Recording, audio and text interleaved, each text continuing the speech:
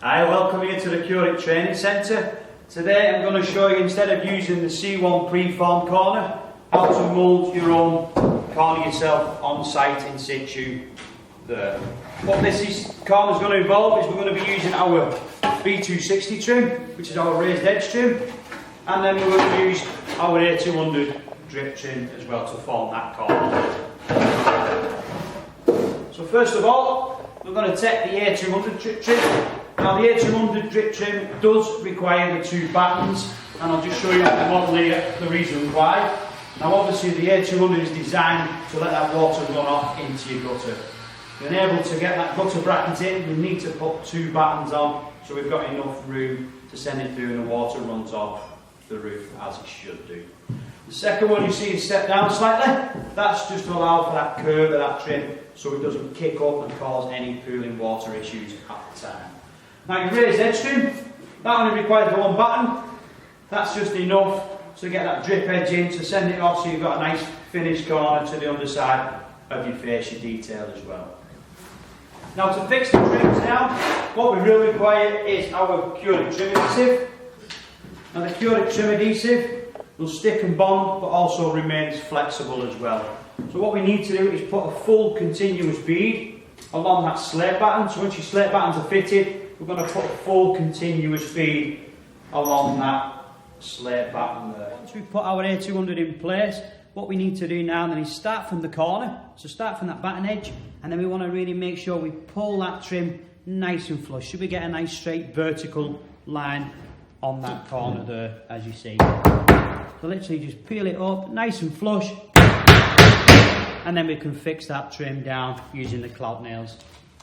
So once you've secured your A200 trim in place, the next stage now is to mark and obviously cut your B260 to size. Now cutting it along the length, obviously where we meet up with the A200, what we want to do is, if you sit that on top, you've got to separate in drip heights as well. So we want to make sure we get them drip heights nice and flush along the way. So squeeze that up to your A200, keeping that square edge, and then just literally mark the underside of where that drip finishes. Also on the top, if you look at the top end here, where it sits over here, we want to make sure that we cut that little area out. And that area then, that will let the trim sit down nice and flush. So we'll remove that area, discard of that, and sit the trim nice and flush to the decking. And obviously keep that drip height nice and tight. So with the mark you've learnt, where you've actually fixed your marking, we're going to come from that corner, and that will give you your 45 degree. We're going to discard that area there. So we'll be using your tin snips or grinders. We're going to just snip that little pieces away. You get a nice 45 degree cut.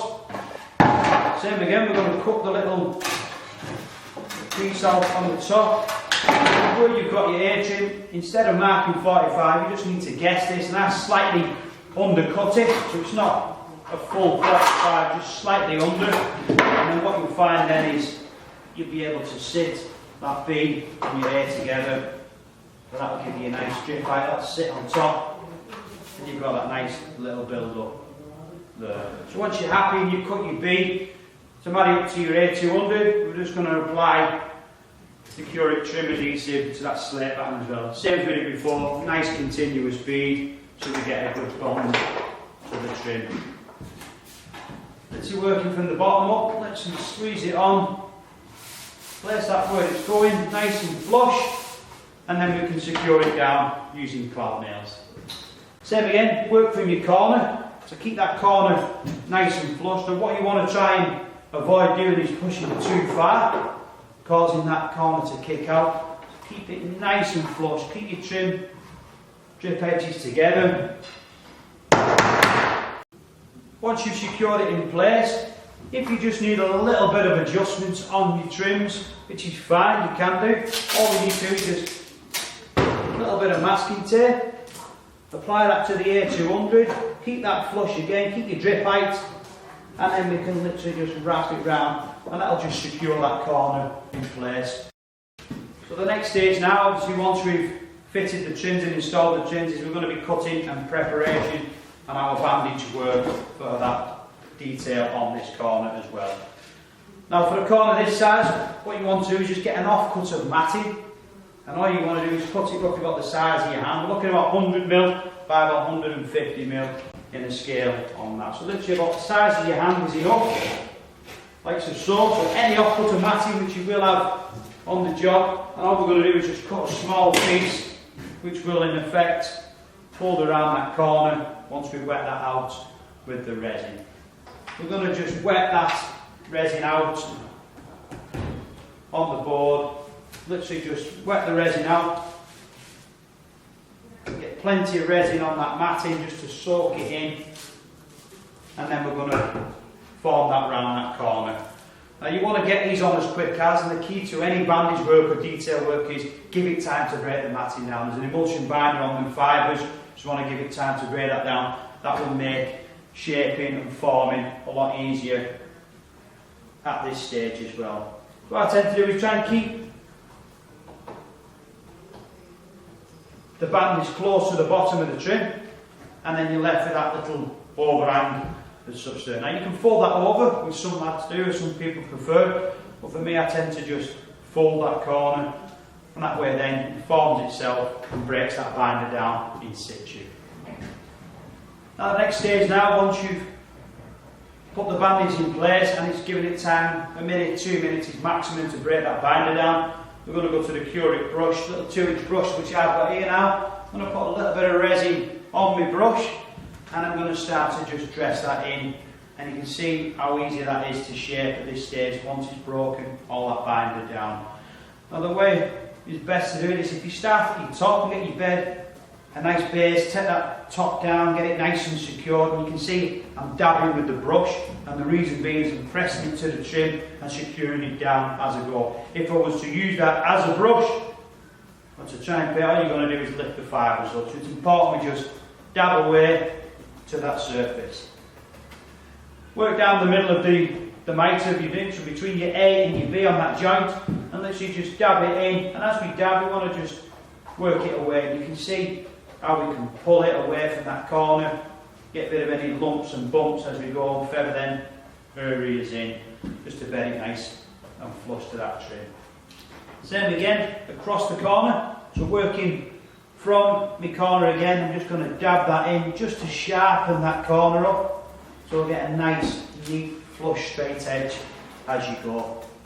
And you will end up with a little bump at times on that, so what we want to do is work away from that corner again, and then what you'll see is that I'll just pull that bump out, and you'll get a nice straight edge. You can work it and shape it, but same with anything, with the bandage work and detail work, give it time to break down. It'll be a lot easier to work and shape at this stage as well. Now the next stage for this will be your finishing tissue. So this is just a fine grade, and all we're going to do is just apply this on. Now this saves on sanding on that corner as well, and just makes it a nice, neater finish. Now it is only a fine grade of material and should be used over the top of the actual bandage itself. Now I've already wet this off. This is wet as it is, so I want to put this on at the same time, and then literally just apply that on. It could just fit it nice and get it nice and flush on that point.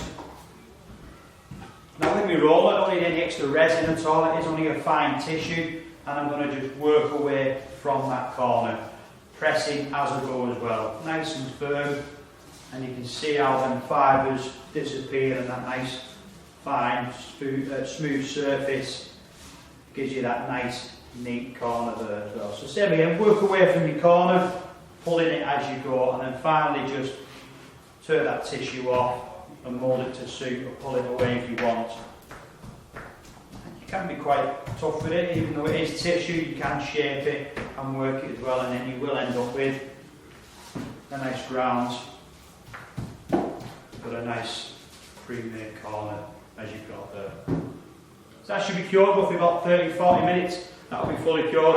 Then we can sand that down, buff it up, give it a nice little fine sanding, obviously with the tissue on, and then apply the top coat to hopefully finish up with a nice ping pong corner like that.